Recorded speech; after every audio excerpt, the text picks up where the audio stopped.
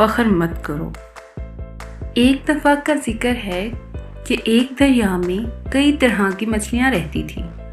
इस दरिया में बड़ी मछलियाँ भी थी और छोटी मछलियाँ भी थी। बड़ी मछलियाँ पानी में बहुत तेजी से तैरा करती थी। एक दिन उन्होंने सोचा कि वो एक मुकाबला करवाते हैं कि कौन सबसे ज्यादा तेज तैरता है और इस मुकाबले में जीतने वाले को इनाम दिया जाएगा। दरिया में जो बड़ी मछलियां थी उनको बहुत फख्र था। उन्होंने सोचा कि वो ये मुकाबला आसानी से जीत जाएंगे।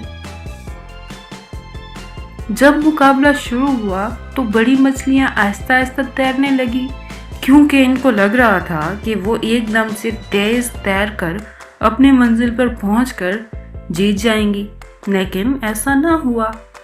उनमें से एक छोटी मछली जो कि अपनी पूरी जान लगाकर तैर रही थी, सबसे आगे निकल गई और बड़ी मछलियों को पता भी ना चला। इसका नतीजा ये निकला कि सबसे छोटी मछली ये मुकाबला जीत गई।